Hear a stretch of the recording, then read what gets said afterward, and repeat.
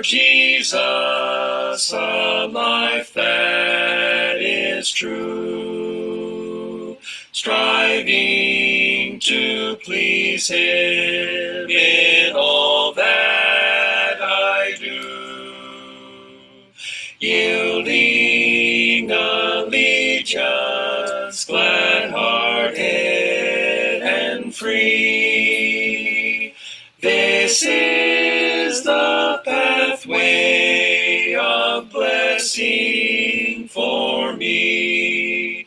O Jesus, Lord and Savior, I give myself to Thee, for Thou in Thy atonement didst give Thyself for me. I own no other master, my heart shall be my throne. My life I give henceforth to live, O Christ, for Thee alone. Living for Jesus, who died in my place, bearing on Calvary my sin and disgrace. Such love constrains me to answer His call, follow His leading, and give Him my all. O Jesus, Lord and Savior, I give myself to Thee, for Thou in Thy atonement didst give Thyself for me. I own no other master, my heart shall be Thy throne. My life I give henceforth to live, O Christ, for Thee alone. Living for Jesus wherever I am, doing each duty in His holy name, willing to suffer affliction and loss, deeming each trial a part of my cross. O Jesus, Lord and Savior, I give myself to Thee, for Thou in Thy atonement didst give Thyself for me. I own no other master, my heart shall be Thy throne. My life I give henceforth to live, O Christ, for Thee alone. Living for Jesus through earth's little while, my dearest treasure, the light of His smile, seeking the lost ones He died to redeem, bringing the weary to find rest in Him. O Jesus, Lord and Savior, I give myself to Thee, for Thou in Thy atonement didst give Thyself for me. I own no other master, my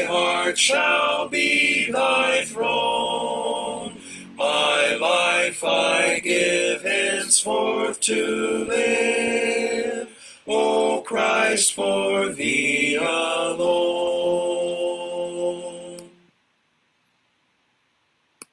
Magandang hapon po mga kapatid, mga kaibigan. Naibag gamalim, kamsat. Mayong hapon mga kaigsunan. Maya pa panapon ka rin kapatid. So ito po ang medyo sa sa probinsya po ng Pampanga. Kaya hindi po ata sa Nueva Ecija. Tayo ang kasalukuyan pong kalagayan ay modified general community quarantine. So, ibig sabihin po niya, pinapayagan na po ang mga kapatid na magsamba 50% ng lugar. Kasi 50% ng capacity ng lugar, church building o saan man po nagkakatipon, ay pwede na magkatipon doon. So, kung maliit lang po yung kongregasyon, pwede na kayo magkatipon kung malaking kapilya. Doon po sa amin, maaaring dalawa po sigurong grupo para kami po ay makasamba. So, at least ito po isang magandang bunga, improvement. At pagkatapos po ng MGCQ, ang susunod po ay new normal. Ang ibig sabihin niya, andun pa rin social distancing, face mask, yun po magiging bagong normal na mga tao, yun ang bagong itsura nila. Kaya yung mata na lang po nakikita ngayon. Kaya kung medyo may problema ang ilong, walang problema lang sa ilong dahil mata na lang nakikita ngayon. So ang ating pong paksa sa hapong ito ay tungkol po sa pamahalaan. Ang ating obligasyon sa ating pamahalaan. Ito po ay mahalagang bahagi ng ating pananampalataya. In other words, hindi po natin ito pwedeng i-ignore o hindi pansinin. Sapagkat meron pong kautusan ng Panginoon sa mga Kristiyano hinggil sa kanilang relasyon sa kanilang pamahalaan. Sa mga gobyerno natin, responsibilities to the government. Kaya minsan po kasi parang wala ba tayong obligasyon sa pamahalaan. Pero ito bahagi ng ating pananampalataya. Actually, ito yung utos mula sa Panginoon. Kung atin po talagang pag-aaralan ng mga Biblia. Dito po sa Romans chapter 13, verses 1 to 7, ito po ang ating mababasa. Let every soul be subject to the governing authorities, for there is no authority except from God, and the authorities that exist are appointed by God. Therefore, whoever resists the authority resists the ordinance of God, and those who resist will bring judgment on themselves. For rulers are not a terror to good works, but to evil. Do you want to be unafraid of the authority? Do what is good, and you will have praise from the same. For is God's minister to you for good, but if you do evil, be afraid, for he does not bear the sword in vain. For is God's minister an avenger to execute wrath on him who practices evil. Therefore you must be subject not only because of wrath, but also because of conscience sake. For because of this you also pay taxes, for they are God's ministers, attending continually to this very thing. So ito po makikita natin tungkol po sa ating pamahalaan. Basahin po lang sa ating wika. Ang bawat tao ay magpasakop sa mga namamahalang otoridad sapagkat walang pamamahala na hindi mula sa Diyos. At ang pamamahalang iyon ay tinalaga ng Diyos. Kaya't ang lumalaban sa may kapangyarihan ay lumalaban sa itinalaga ng Diyos. At ang lumalaban ay tatanggap ng kahatulan sa kanilang sarili. Sapagkat ang mga pinuno ay hindi kilabot sa mabuting gawa, kundi sa masama. At ibig mo bang huwag magkaroon ng takot sa may kapangyarihan? Gawin mong mabuti at magkakamit ka ng kapurihan mula sa Kanya. Sapagkat siya lingkod ng Diyos para sa kabutihan mo. Ngunit kung masama ang ginagawa mo, matakot ka sapagkat hindi walang kabuluhan ang pagdadala niya ng tabak. Siya lingkod ng Diyos upang ilapat ang poot sa gumagawa ng masama. Kaya't nararapat na magpasakop hindi lamang dahil sa galit, kundi dahil din sa budi. Sapagkat sa kayong dahilan ay nagbabayad din kayo ng buwis. Sapagkat ang namamahala ay mga lingkod ng Diyos na patuloy na nangangasiwa sa bagay na ito. Ibigay ninyo sa lahat ang sa kanilang nararapat. Buwis sa dapat buwisan, hambag sa dapat hambagan, paggalang sa dapat igalang, parangal sa dapat parangalan. So ito po ang ating mababasa hinggil po sa relasyon natin sa ating pamahalaan. Maliwanag po sa ating binasa na sa pangkalahatan, kinakailangan tayong sumunod sa ating pamahalaan kung hindi po ito lumalabag sa kautusan ng Diyos. Kaya dito po sa unang talata, maliwanag po yan, ang bawat tao ay magpasakop sa mga namamahalang otoridad sapagkat walang pamamahala na hindi mula sa Diyos at ang pamamahalang iyon ay tinalaga ng Diyos. Let every soul be subject to the governing authorities, for there is no authority except from God. The authorities that exist are appointed by God. In other words, ang idea po ng gobyerno o yung institusyon na tinatawag nating government o pamahalaan, ito'y galing sa Diyos. So yung pamahalaan ay hindi galing sa kaisipan ng tao, ito'y galing sa Diyos.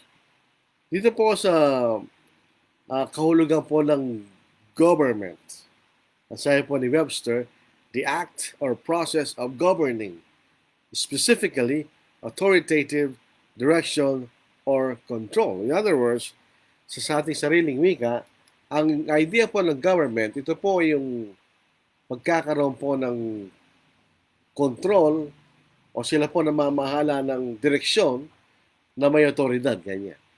Yun ang ibig sabihin ng gobyerno. Sila po merong karapatan at kapamahalaan na tayo patnubayan kung saan tayo dapat dalhin sa kayusan. Yan po ang idea ng isang gobyerno. In other words, ang gobyerno po ay itinalaga upang magkaroon ng kayusan at hindi magkaroon po ng kaguluhan. Ito'y para sa kabutihan ng mga mamayan. Number one, to protect their rights, kanilang karapatan, at magkaroon po ng kapayapaan at hindi po kaguluhan. Pagka nagsisimula po umihina ang isang pamahalaan, nagkakaroon po ng kaguluhan. Mapapansin po natin yun. Pero pagka ang pamahalaan ay kanyang nagagawan dapat niyang gawin, ay hindi kakaroon ng kapayapaan sa kanyang pinamamahalaan. Di ba? Maalala po natin ang ating Panginoon nang siya'y humarap kay Pontius Pilate o Poncio Pilato sapagkat siya binigay ng Sanhedrin kay Pontius Pilate. Ang sabi ng Panginoon sa John chapter 19 verse 11, Jesus answered, "You could have no power at all against me unless it had been given you from above. Therefore, the one who delivered me to you is the greater sin." Sabihin, si Pontius Pilate, ang kanya lamang pong katungkulan ay tulad si Jesus. Kung siya nagkasala, hindi nagkasala. Yung nagbigay sa kanya ang may malaking kasalanan. Subalit ang sabi ng Panginoon, kung si Pontius Pilate ay mayroong kapangyarihan, ang kapangyarihan ito galing sa Diyos. Na ito'y binigay kay Pontius Pilate upang siya mamahala sa lupain po ng Israel. Kaya sabi ng Panginoon, "You could have no power at all against me unless it had been given you from above." So, ibig sabihin, lahat ng kailang kapamahalaan ay galing sa Diyos. So, in other words, kahit na ang mga pamahalaan, ang mga tao po nagpapalakad yan, it is a divine institution. Ito po galing sa Diyos. Not to say na ito palagi sumusunod sa Diyos. Dahil marami pong mga pamahalaan yung mananiniwala sa Diyos. Halimbawa, kung tayo po ay susuriin po natin ang pamahalaan ng China, for instance, they are communists, they are atheists. Hindi sila naniniwala sa Diyos. But still, yung gobyerno yun, kahit na sabihin natin komunista yan, nakikita natin ito nagdudulot ng kaayusan sa bansang yun, di ba? In other words, kahit iba-ibang anyo ng pamahalaan, kahit ano pa ang kailangan nyo, whether democratic or communist, etc., makikita natin merong kapayapaan at kaisan sa mga bansang may pamahalaan, di ba?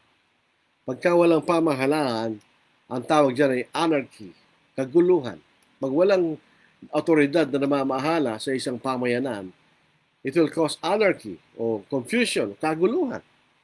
Kaya mapasin po natin, halimbawa, sabihin natin nagmumura ng ating presidente ngayon, pero mayroon pa rin kapayapaan generally sa ating bansa, di ba? Nagagawa natin ang gusto natin gawin na generally peaceful. Pupunta tayo sa bahay, bibili ka. Magagawa mo.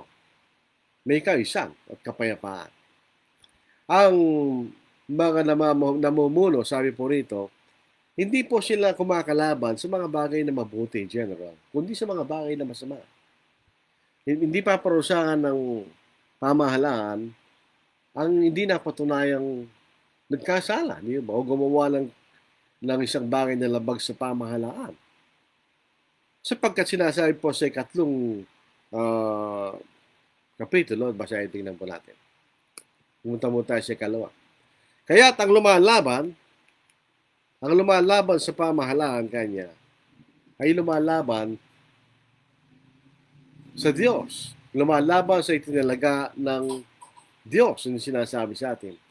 Kaya ang mga lumalaban itatanggap ng kahatulan sa kanilang sarili. Sapagkat ang mga pinuno ay hindi kilabot sa mabuting gawa, kundi sa masama. At ibig mo bang huwag magkaroon ng takot sa may kapangyarihan? Gawin mong mabuti at magkakamit ka ng kapurihan mula sa Kanya. So ito pong idea ng pamahalaan, ito po yung lumalaban sa anumang bagay na masama. Government fights evil.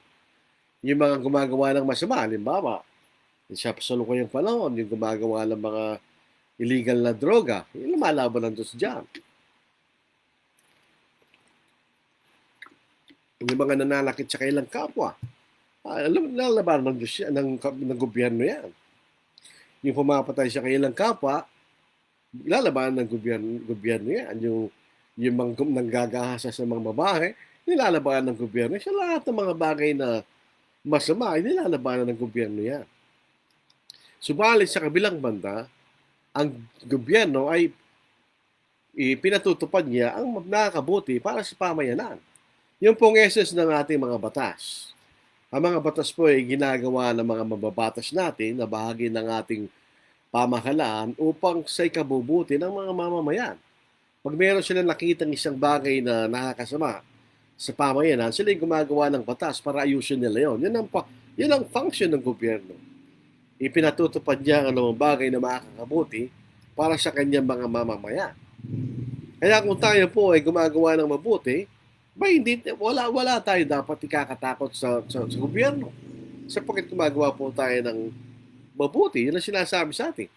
Pag gumagawa tayo ng mabuti, tayo po ay magkakaroon ng kapurihan sa pamahalaan. In other words, hindi kanya paparusahan. Bakit kanya paparusahan? Kung kayo po ay gumagawa ng mabuti, hindi sumasalangsang sa namang kautusan ng pamahalaan na ginawa para sa ating kabubuti. So, iano po natin kung nating i-analyze. Ang function ng gobyerno ay para sa ating physical na kapakanan. Magkaroon tayo ng physical na kapayapaan. Yan ang function niya. Dito po sa 1 Timothy, lumundag po tayo sa unang Timoteo.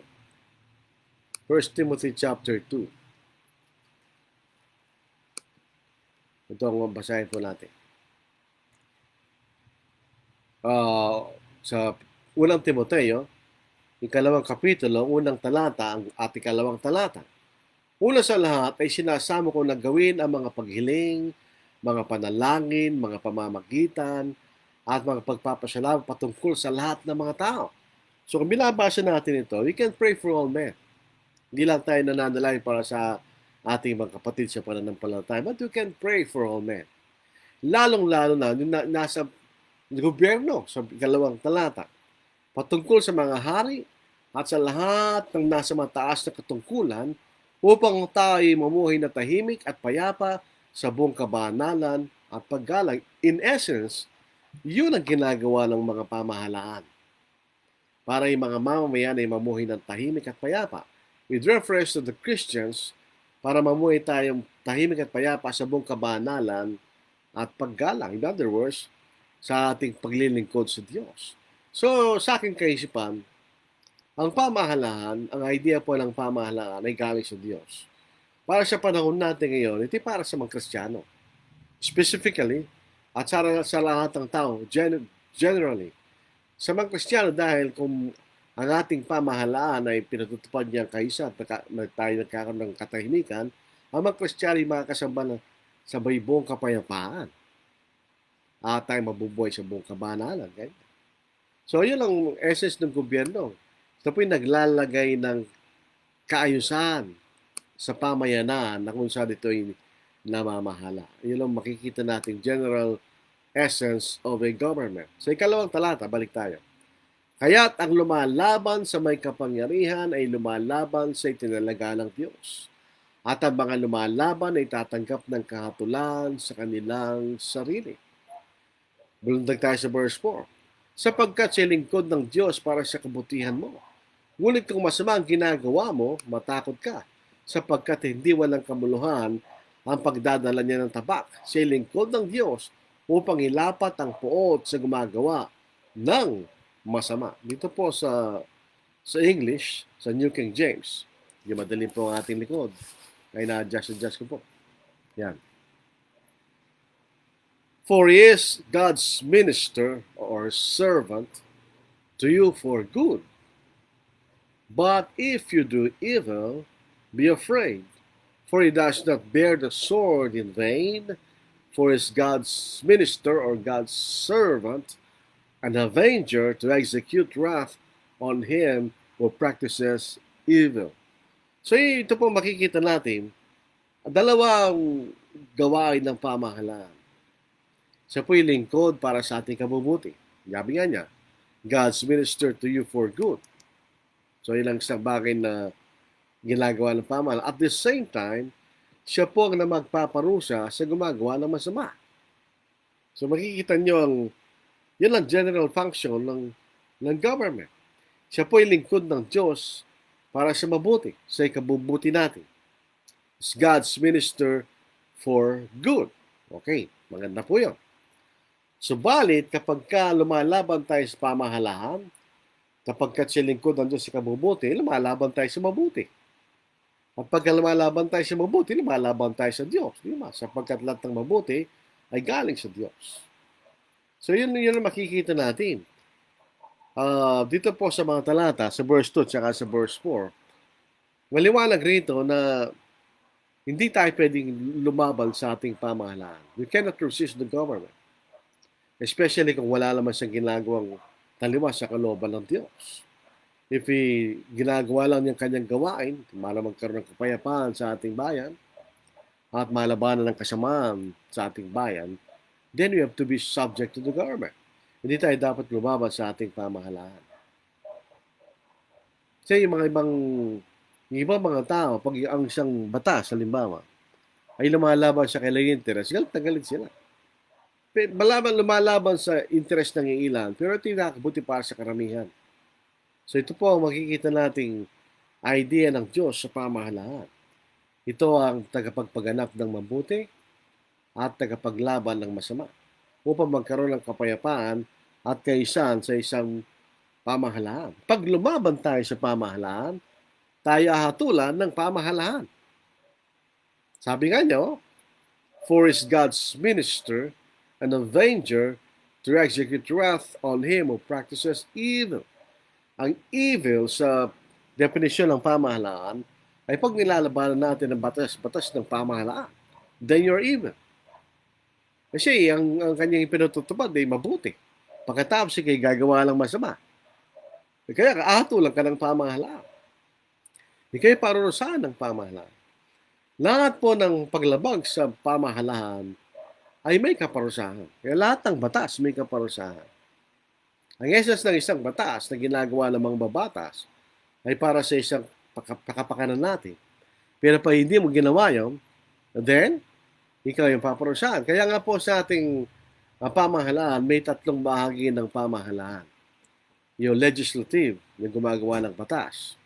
Yung executive, yan ang nagpapatupad ng batas. Yung judiciary, yan ang nagsasabi kung ano ang lawful at hindi lawful. Sabi, kung minsan, ang mga batas na ginagawa ng ating mga babatas yung lumalabag sa batas. Ang umaayos po doon ay ang judiciary. Siya nagsasabi kung ang isang tao ay lumabag sa batas o hindi. Ayon po sa itinalaga ng batas. So yun po ang ating pamahalaan. Ang pangunahing gawain ay para magkaroon tayo ng kapayapaan. Imagine po natin, kung walang pamahalaan, paano ang ating mga pag-aari? Sino ang magbibigay ng proteksyon sa ating mga pag-aari? So, pwede kunin ng taong bahay mo, walang problema. Walang nagtataguyod sa iyong karapatan. Paano kung pinatay ka ng isang tao? Sino magtataguyod sa iyong karapatan? Ang pamahalaan. Paano kung siniraan ka ng isang tao? Sino magtataguyod sa iyong karapatan? Ang pamahalaan. Paano kung nanggugulo ka at natatakot yung karamihan? Sino magtataguyod sa kapayapaan? Ang pamahalaan. Kaya nga mayroon sundalo at pulis. Yun po'y kailangan para maipatupad ang kapayapaan at kaayusan sa isang pamahalaan, sa isang bayan. Kaya hindi tayo lalo kung tayo mga Kristiyano, hindi tayo dapat lumaban sa pamahalaan, maliban lamang kung ito'y lumalaban sa Diyos. Kung gagawa ng batas ng pamahalaan at sasabihin niya, mula ngayon, bawal sumamba sa Diyos. Hindi tayo susunod doon. Basta ang pamahalaan ay hindi lumalabag sa anumang kautusan ng Diyos, susunod tayo sa ating pamahalaan. Halimbawa, gumawa po ng batas ng ating pamahalaan, pwede na niyong iwalayin ang inyong mga asawa kahit anong dahilan, hindi tayo susunod doon sapagkat nilabag sa kalooban ng Diyos. So tayo sumusunod sa batas ng pamahalaan as long as hindi ito lumalabag sa kalooban ng Diyos. Ang nakakataas na kautusan ay ang kautusan ng Diyos. Tandaan natin. Sa Old Testament, ang Old Testament ay isang naiibang kautusan. Sapagkat ito'y kautusan na may utos hinggil sa kanilang spiritual, at the same time, may mangutos hinggil sa kanilang physical na kapangalan. So, ang spiritual law at saka yung civil law ay magkasama sa isang kautusan.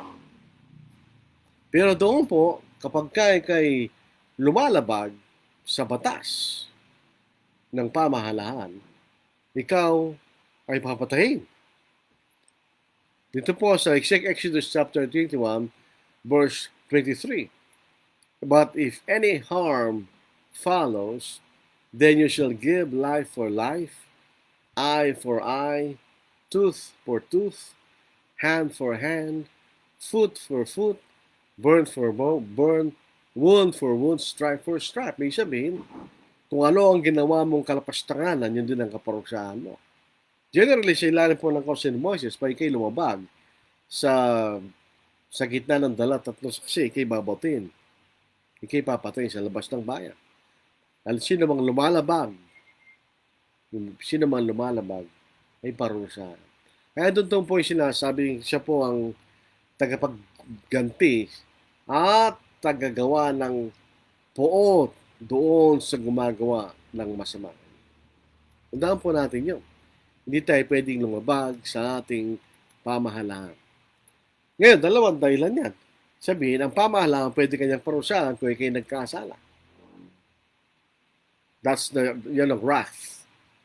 Dahil sa poot. Yung poot ng pamahalaan. Hindi kaya kayo dapat sumunod sa pamahalaan para hindi maranasan ang poot ng pamahalaan. Yun ang unang dahilan. Pangalawa, but also for conscience sake, dahil alam mo itong mabuti. Dalawang dahilan. Dahil alam mo itong mabuti sapagkat ipinag-utos ng Diyos. Pangalawa, para hindi ko maranasan ang poot ng pamahalaan. Sabi nga niya, the law may be hers, but still the law. Pagkait ng Diyos ang kautusan malupit, yun ang kautusan. Wala tayong magagawa. Parusahan ka ng ating pamahalaan. So, bawat isa sa atin, we have to be subject to the government. Kinakailangan tayo sumunod sa pamahalaan. Number one, to avoid its wrath. In other words, to avoid punishment. Hindi tayo parusahan ng ating pamahalaan. O pangalawa, sapagkat kasalanan ang tayo lumabag sa kautusan. Dahil ang sinasabi nga po ng binasa natin kanina, ang sino mang lumalaban sa pamahalaan ay lumalaban sa itinalaga ng Diyos. So it is a sin to break the law. So kailangan tayo po maging law-abiding citizens sapagkat kapag lumabag tayo, nagkasala tayo sapagkat ito itinalaga ng Diyos. At ang pagsunod po natin sa pamahalaan ay upang tayo maging kalugod-lugod sa ating Panginoon. Surprise! Yan ang sinasabi ng Biblia. Tingnan po lang sa 1 Peter. Sa 1 Peter chapter 2 verse 13. Tingnan po natin sa ating wika. Unang Pedro. So, 1 Peter, dito po sa chapter 2, dito po sa verse 13. Basahin natin. Pasahop kayo sa bawat pamahalaan ng tao, alang-alang sa Panginoon, maging sa hari na kataas-taasan. So doon po sa unang panahon, karamihan po ng pamahalaan, di po katulad sa panahon natin ngayon, sila ay pinamumunuan ng hari. Dito po sa in English, therefore submit yourselves to every ordinance of men for the Lord's sake. Pasakop kayo sa bawat pamahalaan ng tao, alang-alang sa Panginoon, maging sa hari o nakataas-taasan. So, kailangan tayo sumunod alang-alang sa Panginoon. For the Lord's sake. Dahil ito yung utos ng Panginoon. Hindi natin gagawin yan, nagkakasala tayo sa ating Panginoon, di ba? Dahil siya nagtalaga ng pamahalaan para sa ating kabutihan. Dito sa Romans chapter 13 verse 6, because of this, you also pay taxes, for they are God's minister, attending continually to this very thing. Pag tayo pong mamayan, kaya magbabayad po tayo ng tax, dahil yan lamang pinanggagalingan ng kabangyaman ng isang pamahalaan o the treasury. Kapag ang pamahalaan ay magampanan niya ang kanyang gawain. Primarily, siya lingkod ng Diyos para siya kabubuti. Lahat po ng mga institusyon kasama ng pamilya ay kailangan ng pera. So, kailangan din ng pamahalaan ng pera kasi magpatuloy na may patupad niya ang namang ikabubuti natin at magkaroon po ng kapayapaan sa ating pamayanan. Kaya nga nagbabayad po tayo ng tax. Kaya nga po sa Romans 13 verse 7, render therefore to all their due, taxes to whom taxes are due, customs to whom customs, fear to whom fear, honor to whom honor. Ganyan. So kaya nagbabayad tayo ng tax at ginagalang po natin ang mga namumuno sa ating pamahalaan, ginagalang natin nagpapatupad sa ating batas, etc. etc.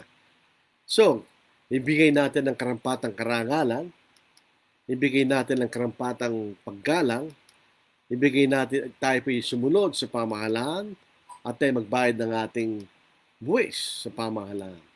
Yun ang ating responsibilidad sa ating pamahalaan. Ngayon, tumingin po tayo sa application ng ating pinag-aralan. So, kailangan tayo sumunod sa ating pamahalaan. Kung ito'y sumasangayon sa kautusan ng Diyos. Ibig sabihin, dahil ang ating mga batas, ang gumagawa po niya ni tao lang, hindi ang Diyos. So, may pagkakataon na maaaring ang mga batas na gagawin ng ating mga mababatas ay lalabag sa kalooban ng Diyos. Doon hindi tayo susunod sa batas na yun. Susunod tayo sa batas ng Diyos. For instance, pag nagkaroon po tayo ng batas sa divorce. At ang batas na nagsasaad, pwede mong hiwalayin ang asawa mo kahit anong dahilan, hindi tayo susunod doon sapagkat lumalabag sa utos ng Panginoon. Ang utos ng Panginoon, ano? Kung nagkasala lang ng pakikapid ang ating asawa, doon ka lang magkakaroon ng karapatan na hiwalayin mong asawa mo, hindi ka nagkakasala sa Diyos.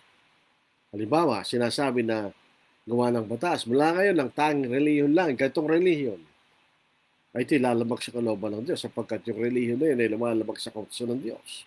So, hindi tayo susunod doon. Maaaring yun po yung magdudulot sa atin ng kapahamakan dahil tayo mga Kristiyano. Yun dahilan bakit yung mga Kristiyano sa aklat ng Apocalypse ay hindi sumamba doon sa emperor dahil ito ay lumalabag sa utos na sasabayin lang natin na yung tunay na Diyos at siya lamang ating paglilingkuran. Kaya kahit sila pinatay, hindi sila sumunod sa utos na yan. Hindi natin dapat baliwalain ang kautusan. We will not go around the law, but to obey it. Lahat ng kautusan ng ating pamahalahan, kailangan nating sundin unless ito'y lumalabag sa utos ng Diyos. Kapag dumating ang pagkakataon ng ating mga batas ay lumalabag sa batas ng Diyos, yun ang Acts 5 verse 29. We ought to obey God rather than man. Pag ang pinag-utos ng tao, ng pamahalahan, ay lumalabag sa kalooban ng Diyos, hindi tayo susunod doon. Susunod lang tayo sa pamahalahan, mga kapatid. Ngayon, makikita rin natin, kinakailangan nating ipanalangin ang mga namumuno sa ating pamahalahan. Bakit? Sapagkat ito'y para sa ating kabubuti.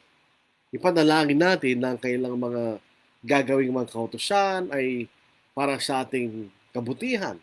Huwag sila gawa ng batas na labag sa ating pananampalataya o sa karapatan nating sumamba sa anumang paraan na gusto natin sapagkat yun ay favorable sa mga Kristiyano. Pagkat ang batas ay nagbawal na tayo sumamba sa Diyos, meron tayong problema. Maaaring tayong parusahan, although, siyempre, tayo po'y tatanggap na lang parusa kahit kamatayan kaysa lumabag tayo sa Diyos.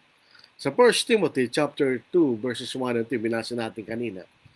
Therefore I exhort first of all that supplications, prayers, intercessions, and giving of thanks be made for all men, for kings and all who are in authority, that we may lead a quiet and peaceable life in all godliness and reverence. So, ipanalangin natin ang mga namamahala sa atin na ang kanilang pong may patupad na batas ay para tayo magkaroon ng mapayapang at tahimik na pamumuhay sa buong kabanalan at paggalang. In all godliness and reverence, sa aking palagay, yung reverence ay reverence sa Diyos.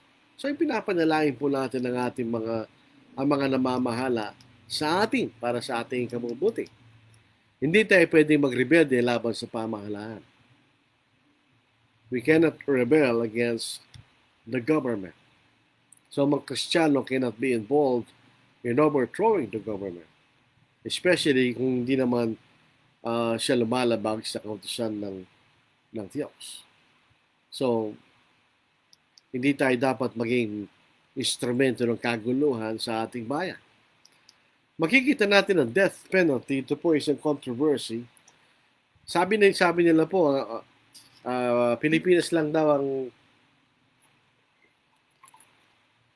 at Estados Unidos kanya ang meron na lamang death penalty doon sa lumalabag sa batas. Alam po ba niyo, death penalty kalooban ng Diyos? Yes, ito yung kalooban ng Diyos. Sabi ng iba, it is cruel na patayin natin ang tao sapagkat inaatulan natin yung tao ngayon. Kanya. Pero tanda mo na sa Revelation 13 verse 4, balikan natin. At basahin po natin ito. Sapagkat siya lingkod ng Diyos para sa kabutihan mo. Ngunit kamasama ang ginagawa, matakot ka sapagkat hindi walang kamuluhan ang pagdadala niya ng tabak. Siya lingkod ng Diyos sa pangilapat ang puot sa gumagawa ng masama. Palagay niyo, bakit hindi yung tabak na yun? Ano bang ginagawa ng tabak pag kayo tinabak? Hindi kayo masasaktan. So, sasaktan ka ng pamahalaan. Dito po sa Genesis chapter 9, verses 5 to 6. Sa Diyos, pag pumatay ka, ikay papatay. Pag ang hayop ay pumatay ng tao, siya papatay. Sabi natin, surely for your lifeblood, I will demand a reckoning. From the hand of every beast, I will require it. And from the hand of man, from the hand of every man's brother, I will require the life of man. Whoever sheds man's blood by man kanya, his blood shall be shed, for in the image of God he made man. Sabi rito, whoever sheds man's blood by man, his blood shall be shed. Sino papatay? Ang tao, pamahalaan. So, yung mga taong nagpawala ng death penalty, marami silang argument. Pero basically, ang death penalty ay kalooban ng Diyos. Lalo kung ikay pumatay ng kapatao mo, kailangan ding ibigay mong buhay mo para sa tao. Yan ang sinasabi ng Genesis chapter 9. Ngayon tayo po sa ating pamahalaan ay meron tayong karapatan pumili ng mga namamahala sa atin. Huwag nating ipagbili ang ating boto o magboto tayo dahil sa pangako ng tulong. Huwag. Sapagkat yun ay magdudulot ng kapahamakan sa atin. Isipin po ninyo, ang mga binoboto natin, hindi naman sila nagmamanufacture ng pera.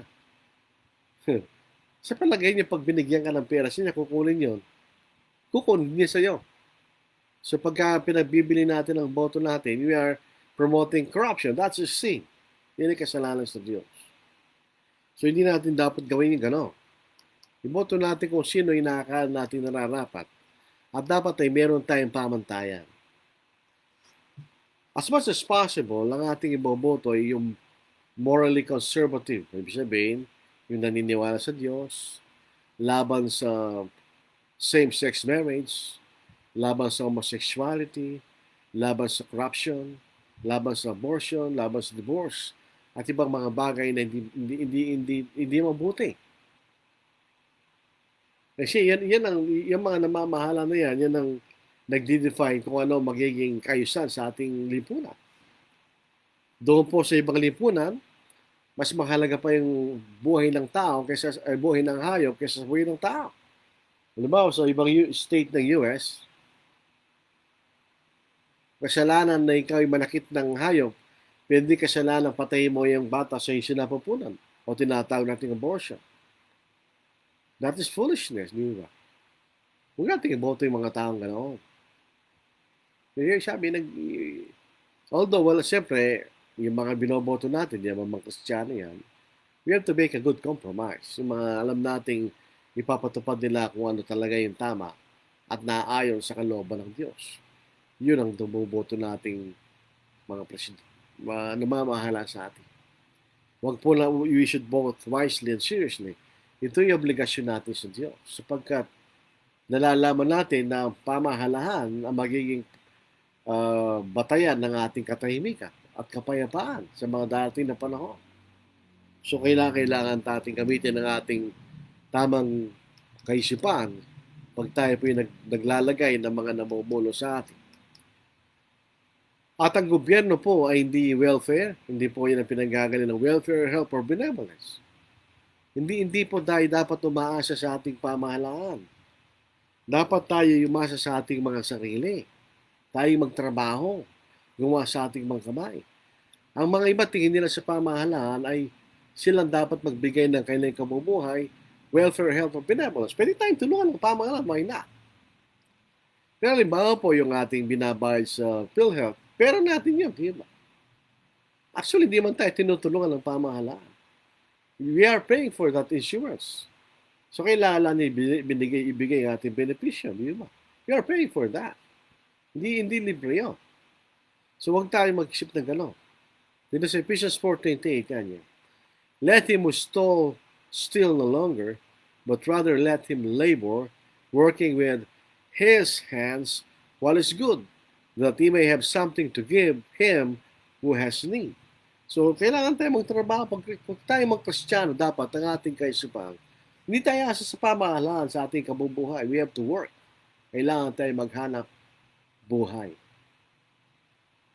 Siyempre, minsan tutulungan ka ng pamahalaan dahil yun ay kanyang gawain. Pwede tayo maasa doon. Tayo aasa sa ating sariling kaparaanan. So, sa halimbawa sa kasalukuyan po nating kalagayan, meron tinatawag na quarantine. Kailangan tayo sumunod. Hindi ito pag-uusig ng pamahalaan laban sa ating relihiyon, hindi. This is not religious persecution at all. Ito yung ginagawa ng pamahalaan para sa ating physical na kapakanan kasi hindi natin nakikita yung ating kalaban. Kung nakikita lang po natin yung COVID-19 na yan, matagal lang patay yan. Talagang papatayin natin yan. Kaya di natin sila nakikita.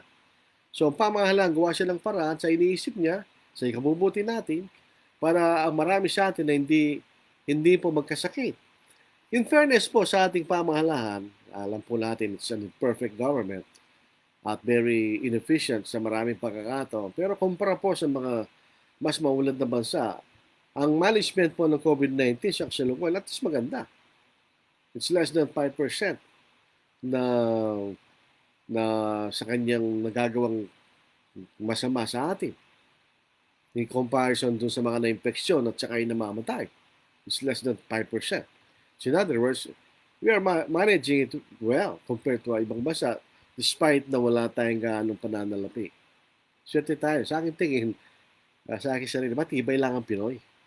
Matibay ang mabitukan natin kaya kakaunti lang namamatay. Yung mga medyo mayayamang bansa dahil di sila sa kahirapan, madali silang mamatay. Pero joke lang po yun. In other words, yung ibang mga kapatid, naisip nila, ito'y Hebrews 10:25, Acts 5:10. No, hindi. Wala mang kaugnayan sa reliyon itong pagbabawal ng pamahalaan. Ito'y para sa ating kapakanan. Pag hindi siguro ito ginawa ng pamahalaan, marami nang namatay sa atin ngayon. Mas marami pa na infection ng COVID-19. Ngayon, yung problema rito, dahil nga po may quarantine, di tayo makalabas sa ating mga bahay, nagkaroon ng pansamantalang paghinto sa ating pagsama. Pero ngayon, mabalik na tayo. At least, pabalik na tayo doon sa pagkakataon na yun. So, huwag nating atulan ng ating pamahalaan at ibang pamahalaan ng ibang bansa na sila'y lumalabag sa kalooban ng Diyos. Hindi sila lumalabag. Maybe this is God's providence para din sa ating kabutihan, di ba? Pag hindi gagawin ito ng pamahalaan, di pa paano yun? Mas marami pa siguro papahamak kaysa sa mga napahamak ngayon. Let us put it in the proper perspective. So, ang pamahalaan, di masama. Ang primary function, generally, is to promote peace and order. Period. Magkaroon ng kapayapaan, kaayusan sa isang pamayanan, that's all. Para sa ating mga Christian, that's all what is expected from the government. Nothing more, nothing less. Na magkaroon tayo ng peace and order sa ating bayan, that's all. Huwag na nating isipin na ibang bagay pang pamahalaan. Ito ang nagpapatupad ng kaayusan at kabutihan para sa karamihan at ito nagpaparusa ng gumagawa ng katampalasan at kasamaan na makakasama para sa mga mamamayan. Yun ang trabaho ng ating pamahalaan. So, you have to pay tax. Huwag tayo magdaya doon kasi magkakasala tayo sa Diyos. At huwag tayong lumabag sa anumang batas na ipinutupad ng ating pamahalaan maliban lamang kung ito'y lumalabag sa kalooban ng Diyos. So, ito po ang ating paksa sa araw na ito. Rafael Ortiz, sa po ang rank 1 ngayon. Present. Luis Tagaygay, good afternoon, Brad, and to all watching. Jun Bautista, present and listening. Timmy Templanza, maayong hapon Nixon, maayong hapon po. Arcelim Aluet is watching. Edmar De Pedro, present po. Kaya Di Piling Gambol, present po. Gandang hapon po sa lahat na nakikinig. Bachi, Sikat, present po. Adela Quinto, present po. Meron na po ata mga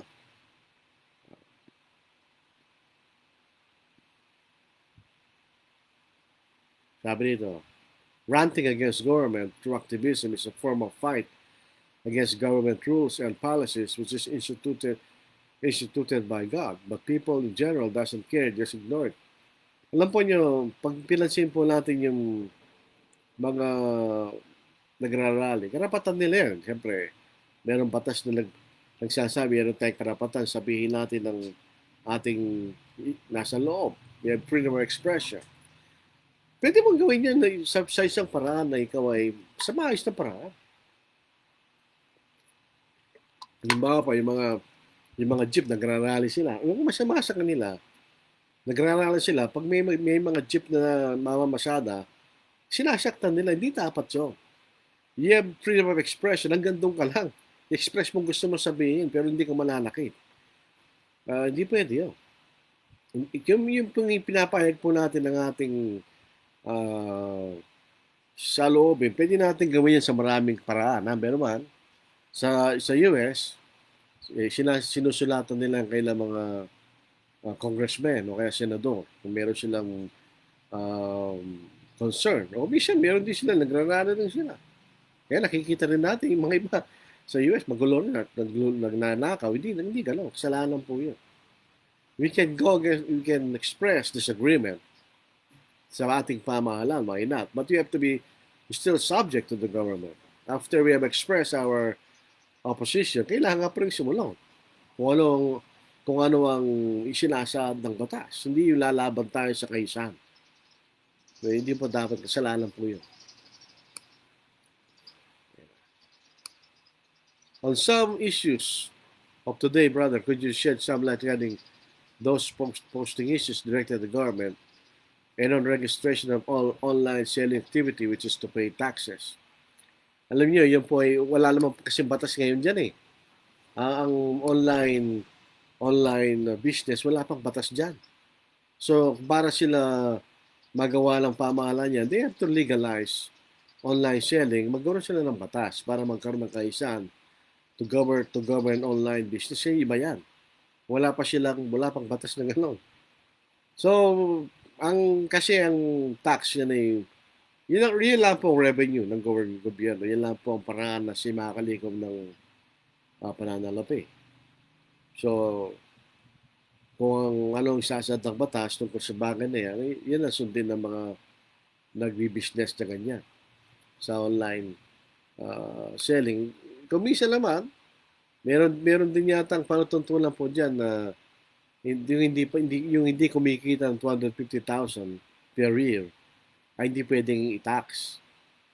So kung maliit lang naman po yung business ng isang tao sa kanyang online, hindi naman umaabot ng 250,000, hindi siya dapat mag-tax. Pero in fairness naman, kumikita ka in a legitimate business, magbayad ka naman ng karampatang tax sa yung pamahalaan. Yun ay obligasyon ng taong kumikita, di ba? Kung ikaw isang Kristiyano at you are involved in an online business, kahit hindi pa sabihin ng gobyernong mag-tax ka, i-declare mo sa income tax yung pag magbabayad kasi ikaw ay kumikita. You are earning, so you have to pay tax, di ba? Legitimate yun. Yung wala lang masama. Hindi ka naman lang nanakaw. So why don't you pay tax? Nagre-reklamo ka, pero sinong saan galing yung dinadaanan mong daan, di ba sa tax? Paano tayo aayos ang ating pamayanan kung hindi tayo nagbabayad ng kakukulang tax sa ating pamahalaan? Hindi naman pwede mag-budget ang ating pamahalaan na gusto natin magandang daan, hindi man tayo nagbabayad ng tamang tax. Paano tayo makakaroon ng magandang tax? Sabihin natin, corruption. That's beside the point. Kasalanan nila sa Diyos yun. Kaya corrupt ang ating mga namamahala, you still have to pay tax. Yan ay batas. Sasagutin ng mga nagnanakaw sa Diyos ang ninanakaw nila. Yung pong ibang bagay, anti-terrorist bill, hindi ko po masyadong naintindihan. Pero kailangan din tayo magkaroon ng batas laban sa mga terrorista.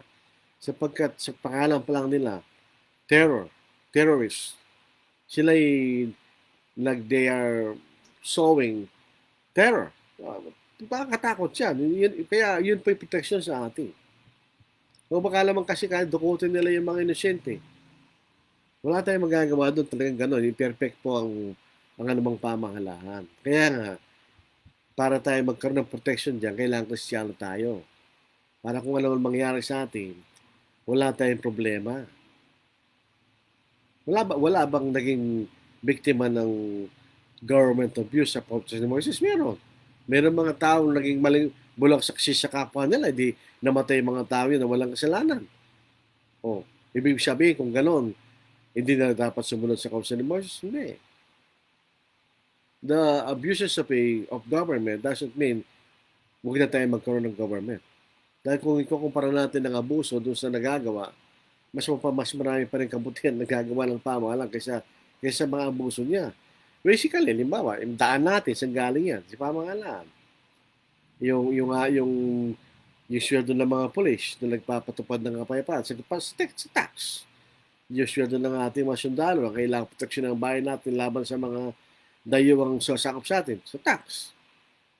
Lahat po yan ay pinanggagalingan lang ng yan lang po ang pinanggagalingan ng pananalipin ng ating pamahalaan. So to be fair, kung tayo po'y kumikita, you have to pay tax. Unless ng gobyerno nagsasabi, yung ganong klaseng kita ay walang tax. Meron pong ganon. Okay lang po sa isang Kristiyano tumakbo sa anumang posisyon sa gobyerno sa panahon. Wala lang po sinasabi kasalanan yan. Wala naman po, kaya lang, you might be na pag ginawa tayo po yung naging politiko, we might compromise our faith. Kasi tandaan po ninyo, we are in a minority. Tayo po yung nasa kakaunti tayo. We do not influence society. Ang ating influence hindi sa society, kundi sa mga taong kilala natin na nakakita sa ating pamumuhay. Then we influence them by our lives. But we do not influence society as a whole. Dahil minority lang tayo eh. So kung kayo magiging politiko and you are in the minority, so sino ang kausap mo? Yung nasa majority. Eh kung may piyesta, paano kanyan? Piyesta ng piyesta ng bayan mo, ikaw ang mayor, anong gagawin mo? Kay Kristiyano. Mahirap. It will be very difficult. Pwede. Hindi kasalanan, wala naman sinasabing kasalanan. But you will be walking in a tightrope, kaya nga nila. Ika'y lalakad sa isang maigpit na tali. O ika'y nabibilang ka ng baitang, kaya nga niya. Pagka ika'y Kristiyano naging political leader. Nalapon tanong. Sientikay, nanonood, nakikinig din po. Willie Pastor, listening while driving po, delikado yung brad. Listening na lang, wag watching. Pagka listening and watching and driving at the same time, bangga po yan. Delikado po tayo. So, we have to differentiate between expressing your opposition. Karapatan natin yun. Kasi democracy, yun ay guarantee ng ating konstitusyon. You can express your opposition but still subject to the government. Nagpapailalim pa rin tayo. While we express our opposition, siyempre, hindi naman tayo nag-agree sa bawat batas. While we express our opposition, we still have to subject. Kahit yung batas na hindi ka nag-agree, you still have to follow the law. Yun lang isang Kristiyano. Tsaka huwag po tayo po i-express our opposition. Huwag tayo malaki. We should do it peacefully. Dahil yun po ay exercise ng ating freedom. Tandaan po natin, freedom is not absolute. Sabi nga nila, ito po isa isang kasalanan tinatay na paninigarilyo. Ano to? Sabi nila, gagawin ko lang po example dahil mas magandang tingnan. Bilang example.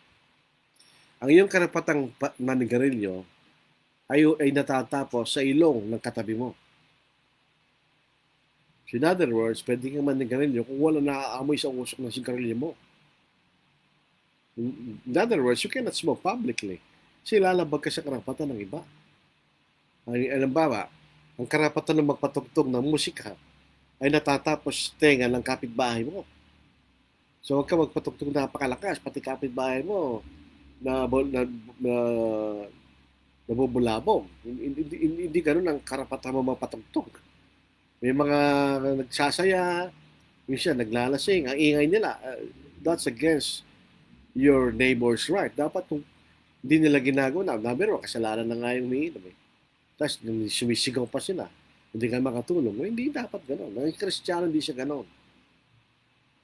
Tayo po ay may sa kapayapaan ng ating kapaligiran. Ang isang Kristiyano sundalo ay nadistino sa lugar na walang palambahan ng Church of Christ.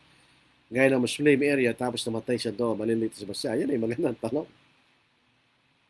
Alam nyo, ang military is what we call a necessary evil.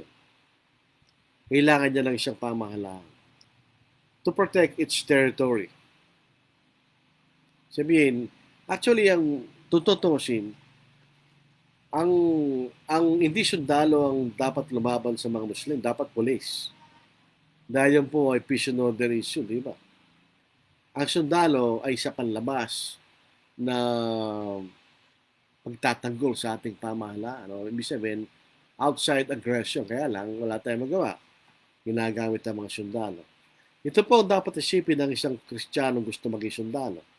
May mga sundalo sa Biblia na naging Kristiyan, si Cornelius. Sa po centurion ng plutong Italiano.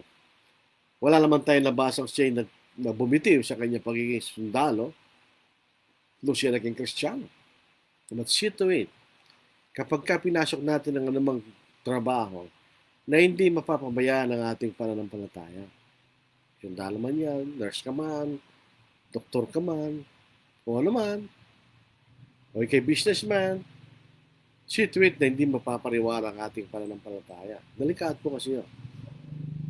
Kaya nga sundalo, ang isang Kristiyano gusto maging sundalo, kailangan mag-isip siya because the possibility is hindi ka maaaring kayo madestino na hindi ka makasamba. At pag bigla kang namatay, hindi ko masasagot yun. Ang makakasagot dyan ng Diyos sapagkat siya ang nagbibigay ng katulad sa bawat isa. Maliligtas ba siya? I do not know. Dahil siya po ay gumagawa sa kanyang katungkulan na proteksyonan ang bansa. Pero hindi siya nakasamba. Sabi maliligtas, hindi ko gusto sabihin na hindi. Oo, ang magsasagot dyan ay ang Diyos. Sa dati na panahon. Pero, ang maganda dyan, kung alam ang piliin nating trabaho, see to it, hindi mo pababayaan ang ating pananampalataya. That's the best remedy. Si President Garfield sa Amerika, member ng Church of Christ, Bob Rad, pinatayin po yun eh. Hindi man nagtagal ang kanyang pagiging presidente. He was assassinated. Hindi ko masyadong alam ang details ng kanyang assassination. Pero maaring ito'y dahil siya isang Kristiyano. Kita niyo, hindi nagtagal yun. Kristiyano yun, hindi nagtagal. Pinatay siya. Kaya nga po kung ikaw ay isang taong reliyoso, tingin naging presidente, papatayin ka nila, hindi ka magtatagal. Kasi ay ba, magiging punto de vista mo kaysa sa punto de vista ng karamihan. Di ba? Sabi ni Brother Alan, gano'n. Ano ba ibig sabihin nito? Brother Alan.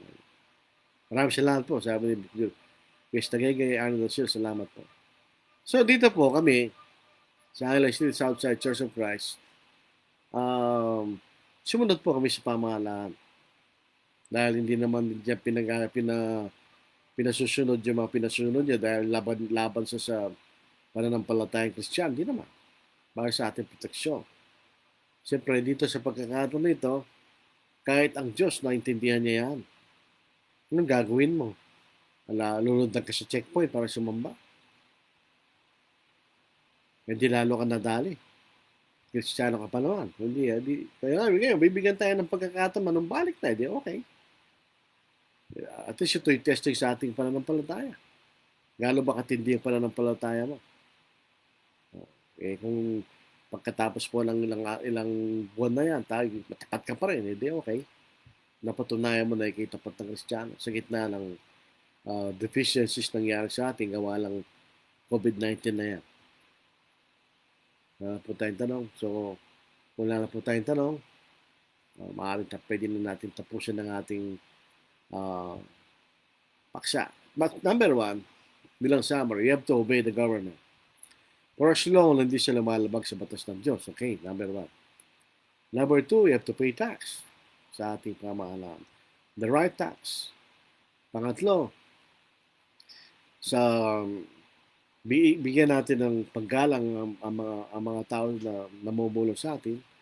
Pangapat, we can express opposition sa ating pamahalaan but still subject to the government. Sa ating pong kasalukuyang pamahalaan, meron tayong freedom of expression. So we can express in a manner showing courtesy sa ating opposition and still be subject to our government. Huwag tayong gumaya sa mga magugulong lumalaban, tapos nananakit, mga patay, nababato, naninira ng pag-aari, ng may pag-aari. Hindi tayo gano'n.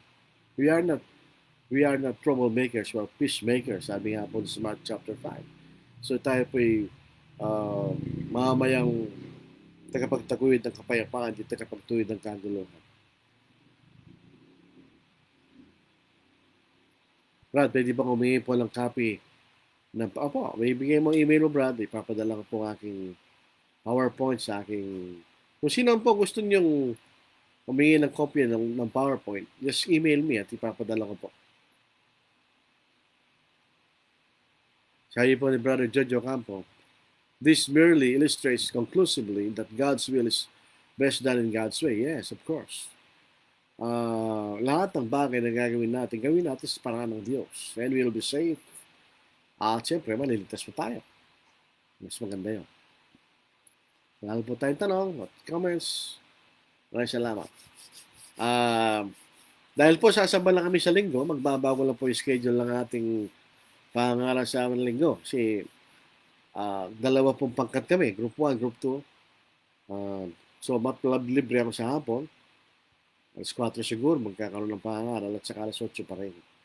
Hanggat magagawa natin dalawang beses ng pangangaral, gagawin natin.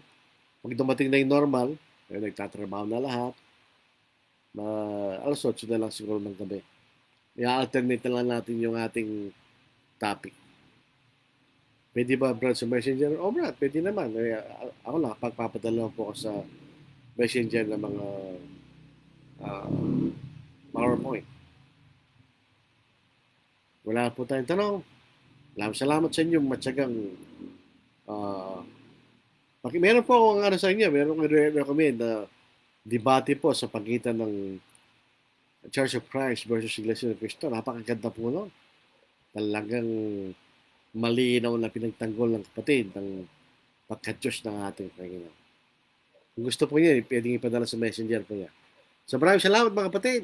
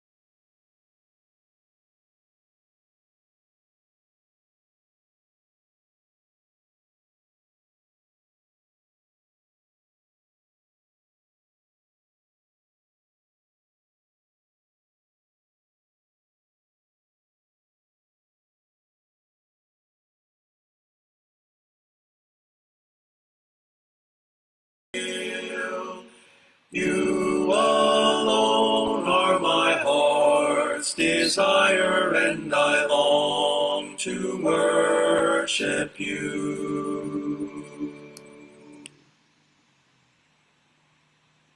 Maraming salamat mga kapatid. Tayo po ay manalangin.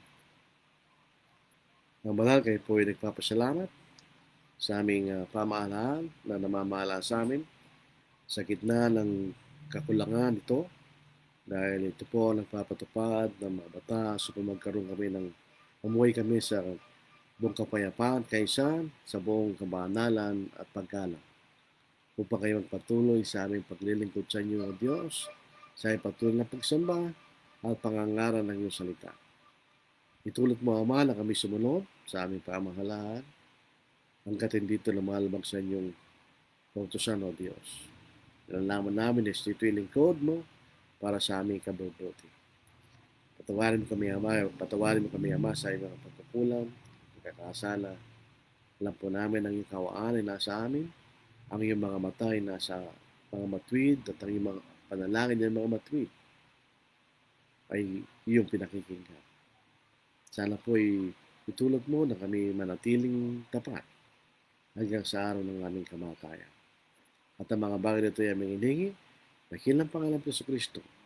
Amen. Mamaya po, alas 8, Isaiah 24:27, ito po mga kapitulo ito ay mga pangkalatang prinsipyo ng Diyos sa kanyang paghatol sa mga bansa. So hindi ito particular na kahatulan sa isang particular na bansa. Pinakikita niya kanyang general principle sa kanyang pakikipagtalastasan sa mga bansa. So maraming salamat mga kapatid. MGCQ na kami pero mag-ingat pa rin tayo. Mas delikado po dahil marami ng mga tang lumalabas. Pero stay safe.